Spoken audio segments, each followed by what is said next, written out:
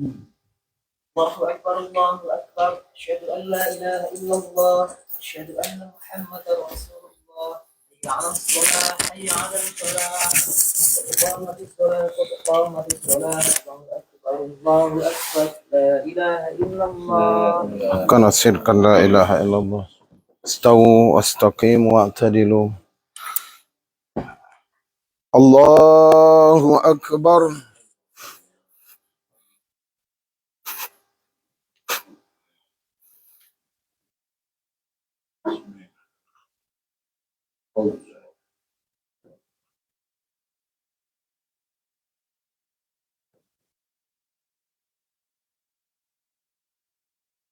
بسم الله الرحمن الرحيم الحمد لله رب العالمين الرحمن الرحيم مالك يوم الدين إياك نعبد وإياك نستعين اهدنا الصراط المستقيم صراط الذين أنعمت عليهم غير المغضوب عليهم ولا الضالين آمين سأل سائل بعذاب واقع للكافرين ليس له دافع من الله ذي المعارج تعرج الملائكة والروح إليه في يوم كان مقداره 50,000 سنة فاصبر صبرا جميلا إنهم يرونه بعيدا ونراه قريبا يوم تكون السماء كالمهل وتكون الجبال كالعهن ولا يسأل حميم حميما يبصرونهم يود المجرم لو يفتدي من عذاب يومئذ ببنيه وصاحبته وأخيه وفصيلته التي تؤويه ومن في الأرض جميعا ثم ينجيه كلا إنها لظى نزاعة للشوى تدعو من أدبر وتولى وجمع فأوعى إن الإنسان خلق هلوعا إذا مسه الشر جزوعا وإذا مسه الخير منوعا إلا المصلين الذين هم في صلاتهم دائمون والذين هم في أموالهم حق معلوم للسائل والمحروم والذين يصدقون بيوم الدين الله أكبر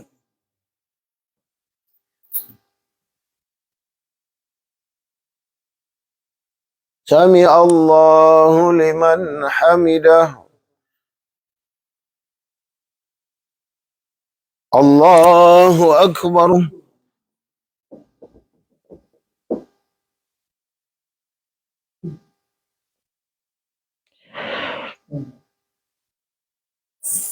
الله أكبر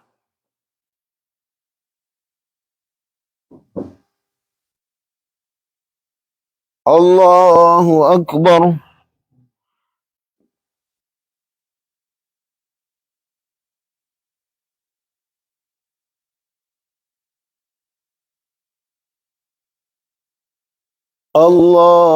الله أكبر بسم الله الرحمن الرحيم الحمد لله رب العالمين الرحمن الرحيم مالك يوم الدين إياك نعبد وإياك نستعين اهدنا الصراط المستقيم صراط الذين أنعمت عليهم غير المغضوب عليهم ولا الضالين آمين.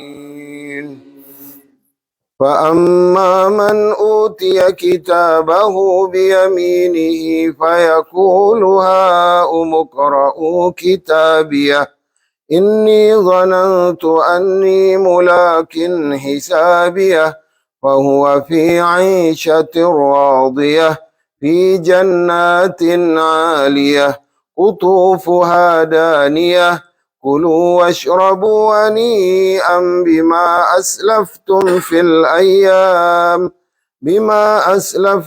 في الأيام الخالية. وأما من أوتي كتابه بشماله فيقول يا ليتني لم أوت كتابيه ولم أدر ما حسابيه يا ليتها كانت القاضية هلك عني سلطانيه خذوه فغلوه ثم الجحيم صلوه ثم في سلسلة زرعها فاسلكوه إنه كان لا يؤمن بالله العظيم ولا يعد على طعام المسكين فليس له اليوم هاهنا حميم ولا طعام إلا من غسلين لا يأكله إلا الخاطئين. الله أكبر.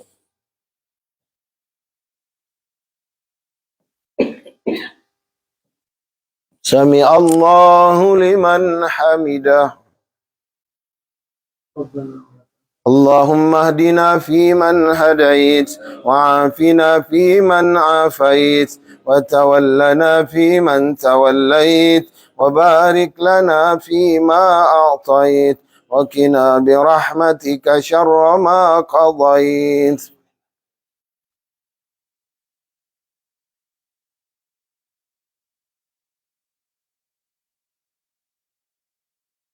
وصلى الله على سيدنا محمد وعلى آله وصحبه وسلم.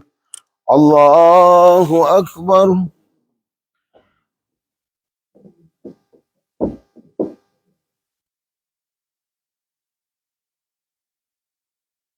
الله أكبر.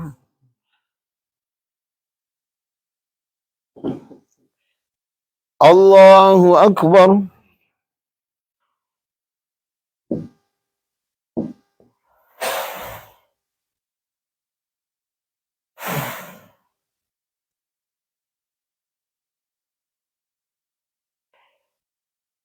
الله أكبر.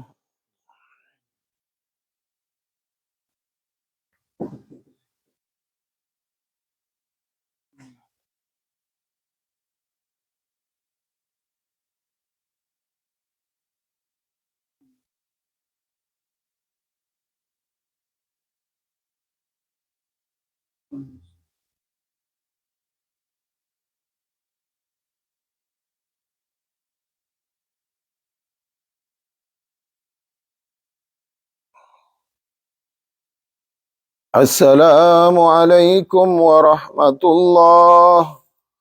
السلام عليكم ورحمة الله وبركاته. استغفر الله العظيم. استغفر الله العظيم. استغفر الله العظيم الذي لا إله إلا هو الحي القيوم وأتوب إليه. لا إله إلا الله وحده لا شريك له له الملك وله الحمد يحيي ويميت وهو على كل شيء قدير. اللهم أنت السلام ومنك السلام وإليك يعود السلام.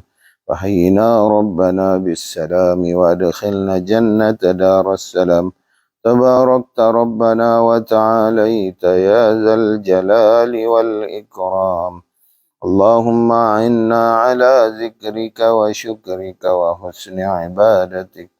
الله لا إله إلا هو الحي القيوم، لا تأخذه سنة ولا نوم، له ما في السماوات وما في الأرض.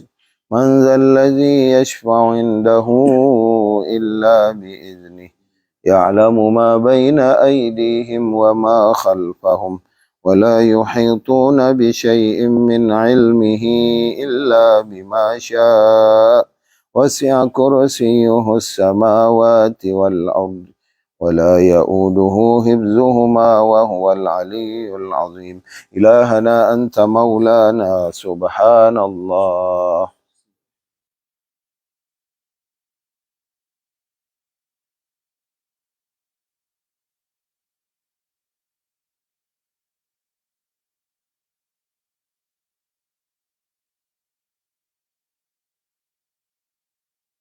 سبحان ربي العظيم وبحمده دائما قائما أبدا الحمد لله.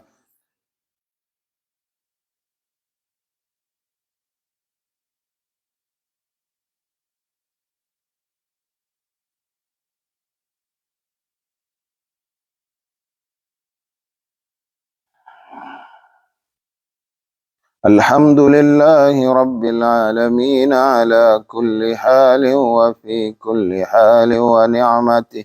الله أكبر. الله أكبر. الله أكبر. الله أكبر.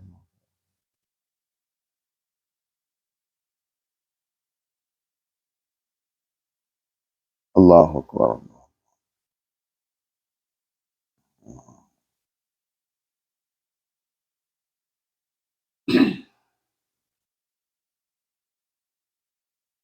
الله أكبر كبيرا والحمد لله كثيرا، سبحان الله بكرة وأصيلا.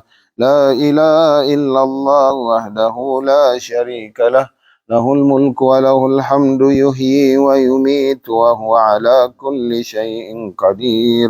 ولا حول ولا قوة إلا بالله العلي العظيم. اللهم أجرنا من النار، اللهم أجرنا من النار، اللهم أجرنا من النار السالمين. بسم الله الرحمن الرحيم. الحمد لله رب العالمين، حمد الناعمين حمد الشاكرين، حمدا يوافي نعمه ويكافئ مزيده. يا ربنا لك الحمد كما ينبغي لجلال وجهك الكريم وعظيم سلطانك.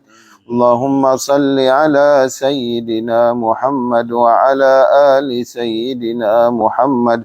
اللهم إنا نسألك سلامة في الدين وعافية في الجسد وزيادة في العلم وبركة في الرزق وتوبة قبل الموت ورحمة عند الموت ومغفرة بعد الموت. اللهم هون علينا في سكرات الموت والنجاة من النار والعفو عند الحساب. ربنا ظلمنا أنفسنا وإن لم تغفر لنا وترحمنا لنكونن من الخاسرين. اللهم بارك لنا في أولادنا وبناتنا وذرياتنا وأزواجنا ولا تضرهم، ووفقهم على طاعتك وارزقنا برهم. اللهم لا تدع من مقامنا هذا ذنبا إلا غفرته، ولا دينا إلا قضيت، ولا مريضا إلا شفيته، ولا ميتا إلا رحمته، ولا شبابا إلا زوجته، ولا طالبا إلا نجحت، ولا حاجة من حوائج الدنيا والآخرة إلا فرجتها ويسرتها يا رب العالمين. اللهم أصلح دنيانا الذي فيها معاشنا، وأصلح لنا آخرتنا الذي فيها معادنا، وأصلح لنا بيننا وبين قومنا بالحق وأنت خير الفاتحين. اللهم انصر الإسلام والمسلمين ودمر أعداءك أعداء الدين وأذلة الشرك والمشركين اللهم ادفع عنا البلاء والوباء والربا والزنا وسوء الفتن والزلازل يا رب العالمين ربنا تقبل دعاء ربنا آتنا في الدنيا حسنة وفي الآخرة حسنة وقنا عذاب النار الحمد لله رب العالمين. Assalamualaikum warahmatullahi wabarakatuh. Alhamdulillahillazi wa kafa wassalatu wassalamu ala nabiyil mustafa wa ala alihi wa sahbihi ahlus sidqi wal wafa. Asyhadu an la ilaha illallah wahdahu la syarikalah. Asyhadu anna Muhammadan abduhu wa rasuluh allazi la nabiyya ba'dah. Allahumma fasalli wa sallim wa barik ala nabiyyina Muhammad wa ala alihi wa sahbihi ajma'in. Jamaah salat subuh Masjid At-Tahir yang dimuliakan oleh Allah Subhanahu wa taala. Ada satu hadis dari Sauban, ya, sahabat Sauban yang pernah disampaikan satu hadis oleh Rasulullah sallallahu alaihi wasallam. Hadisnya ini adalah hadis tentang kehidupan kita sehari-hari nih. Bahkan terkait dengan apa yang kita sembunyikan di hati dari hadapan manusia. La'alamanna aqwaman min ummati ya'tuna yaumal qiyamati bihasanatin amsali jibalit tihama. Allah. Ya, sungguh aku akan menyampaikan, sungguh nanti akan ada ya kaum ya dari kalangan umatku yang mereka datang nanti di hadapan Allah di hari kiamat dengan membawa kebaikan atau pahala sebesar Bukit Tihamah. Bukit Tihamah ini temannya Bukit Uhud. Dia berwarna putih ya. Baydha yang berwarna putih. Nanti kalau ke Madinah nanti ada itu Bukit Tihamah. Jadi dia datang nanti di hadapan Allah, pahalanya itu sebesar Bukit Tihamah. Masya Allah, besar.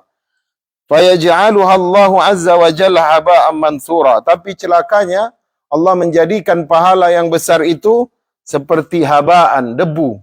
Mansura yang berterbangan. Akhirnya kan para sahabat takut ini. Dikatakan oleh Sauban. Sauban berkata, ya Rasulullah sifhum lana. Jilhum lana. Ya Rasulullah, beritahu kami sifat kaum tersebut. Ya. Jilhum lana, yaitu sampaikan ciri-ciri mereka. Allah nakuna minhum, supaya kami tidak termasuk dari golongan itu. Wa nahnu la na'lam, padahal kami tidak menyadarinya. Kemudian kemudian Rasulullah berkata, ini dia ciri-cirinya datang kepada Allah dengan membawa pahala sebesar gunung, tapi nanti Allah tiup seperti debu-debu yang berterbangan. Yaitu amma innahum ikhwanukum wa min jilditikum. Yaitu dari kalangan saudara-saudara kalian dan dari kulit kalian sendiri. Maksudnya ini adalah manusia ya, yang beriman. Ya wa ya'khuzuna minal laili kama ta'khuzun, dan mereka itu salat malam sebagaimana kalian salat malam. Salat malam. Ya, walakinnahum aqwamun idza khalau bimaharimillah. Tapi mereka itu apabila bersendirian mereka melakukan apa yang diharamkan oleh Allah. Ya. Kemudian intahakuha, mereka menendangnya. Menendang syariat bahwasanya itu haram, dia lakukan secara rutinitas, kemudian lama-lama timbul di dalam hatinya bahwasanya perbuatan itu adalah halal. Penjelasannya begini, ya, iza khalau bimaharimillah, iza khalau bimaharimillah, di sini pakai khalau, bukan khala. Kalau khala itu dia orangnya satu orang, tapi kalau khalau ini beramai-ramai. Maksudnya apa ini? Orang yang maksiat berjamaah. Maksiat berjamaah, satu instansi korupsi bersama-sama, ya, rame-rame berteman-teman, ya, pergi ke bar sama-sama, nggak ada yang mengingatkan, ya, minum khamar bareng-bareng, udah nggak ada lagi rasa malu terhadap maksiat kepada Allah. Jadi itu tidak akan diampuni oleh Allah, tapi nanti ada yang akan diampuni. Hadis kedua. Kemudian yang kedua, selain mereka maksiat bareng-bareng, mereka intahakuha, udah mengatakan bahwasanya oh ini sesuatu yang biasa bagi anak muda, bagi masa muda. Jadi sudah seolah-olah menendang kehukuman ya haram tersebut. Jadi udah memudahkan lah ya. Bahkan dosa besar nomor 363 itu apa? Yaitu menampilkan kesolehan di hadapan orang lain, kemudian bermaksiat ketika melakukan kesendirian, walaupun yang dilakukan itu dosa kecil. Ya, itu dosa besar nomor 363. Jadi kalau mau maksiat, misalkan udah nggak tertahankan lagi, jangan ajak-ajak teman. Ya. Bukan saya suruh bermaksiat, karena ada hadis yang kedua, yaitu ini hadis yang lain ya, dari Abu Hurairah. Kalau tadi hadis Sauban, supaya kita tahu apakah hadis ini saling kontradiktif maknanya. Kullu ummati ma'afi illa al-mujahirin. Semua umatku nanti akan diampuni dosanya, kecuali orang yang suka memamerkan maksiatnya. Al-mujahirin, menunjukkan maksiatnya. Kalau zaman dulu, mungkin orang yang malam bertaubat, orang yang malam bermaksiat, pagi dia bilang sama temannya. Kan benar, kan sering itu di sekolah ya, waktu SMA, SMP. Wih, tadi malam kami pergi ke sini. Tadi malam aku melakukan ini, ya. Tadi malam aku ngedate sama si Rani, ya kan? Kami begini. Satu kelas tahu dia ngedate malam itu. Tapi ternyata pada zaman kontemporer ini, teknologi sudah menjadi suatu kebutuhan. Ternyata ini juga masuk dalam namanya dosa jariah, yaitu orang yang bermaksiat kemudian dia record, kemudian dia share. Oh my God, itu sampai memati, orang melihatnya, itu akan jadi dosa jariah bagi dia. Kalau dia sudah bertaubat, cepat cari alat untuk menghapusnya. Kalau tidak bisa lagi dihapus, ya, maka taubatnya diterima, tetapi membuat dosa bagi orang yang melihat rekodnya dia. Semua kita akan diampuni, tapi yang nggak diampuni ini orang yang suka pamer maksiat. Malam bermaksiat, pagi dia bilang sama orang lain. Wa inna minal mujahira ayya'mala ar-rajulu bil-laili 'amalan summa yusbiha wa qad satarahu Allahu alaihi.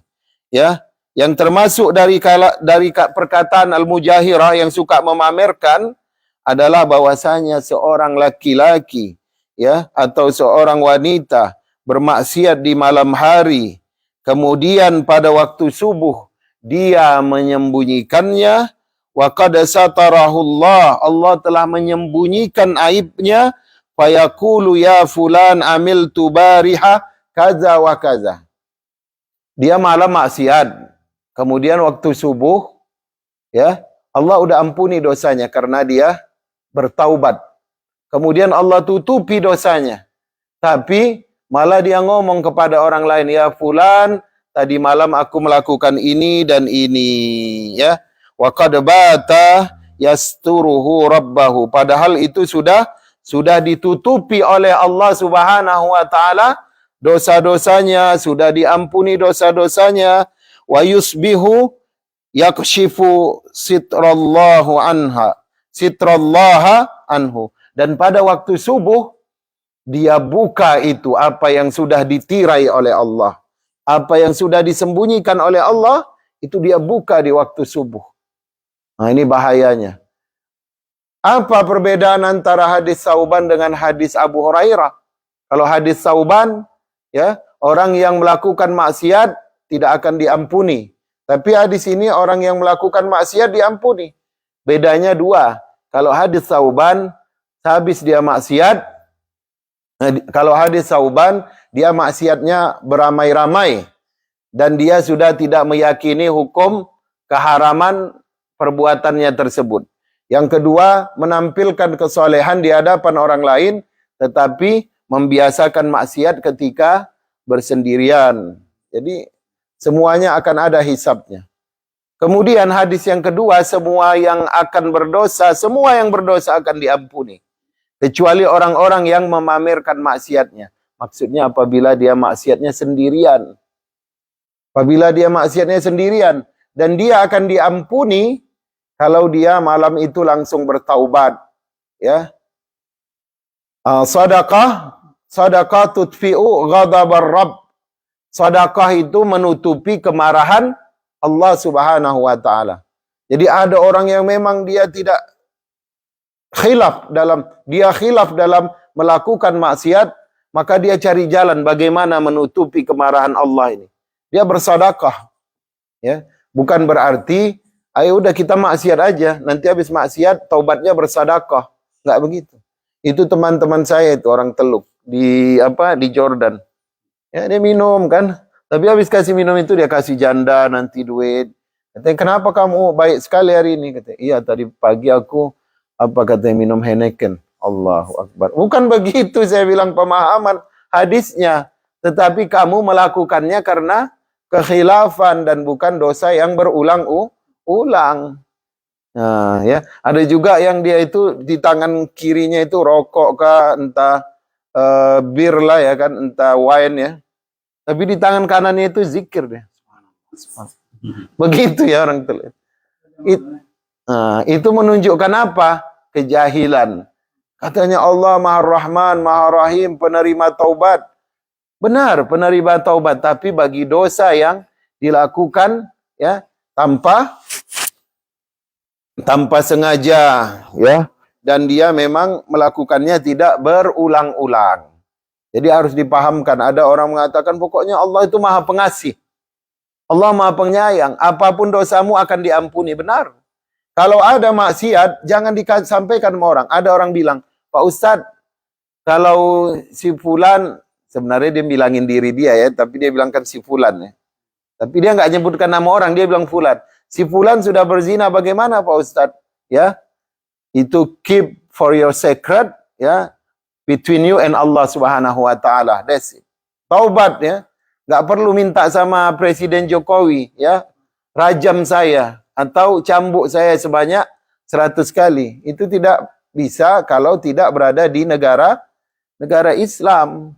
Kan ada itu seorang perempuan meminta dibebaskan oleh meminta kepada Rasulullah untuk dibebaskan dari dosa berzina.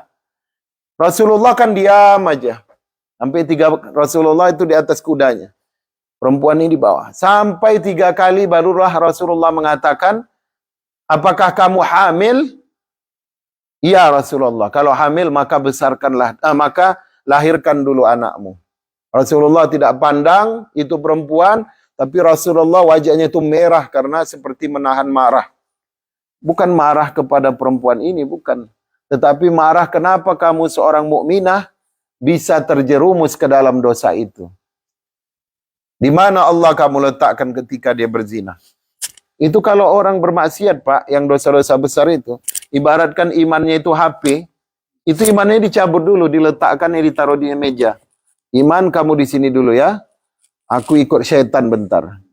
Habis dia selesai nafsunya, syahwatnya, baru dia ambil lagi imannya nih. Ibaratnya begini kata orang tasawuf. Dia letakkan lagi. Allahumma inni astaghfiruka wa atubu ilaika. Ya Allah, ampunkanlah dosaku, aku bertaubat kepadamu. Model seperti itu, syaitan itu nggak akan lepaskan. Besok dia, weekend, dia ganggu lagi, sampai ini pemuda, letakkan iman itu di atas meja lagi. Iman di sini dulu ya, nanti aku bertaubat lagi. Begitulah perangkap syaitan. Nah, jadi akhirnya setelah anak itu lahir, datang lagi perempuan itu.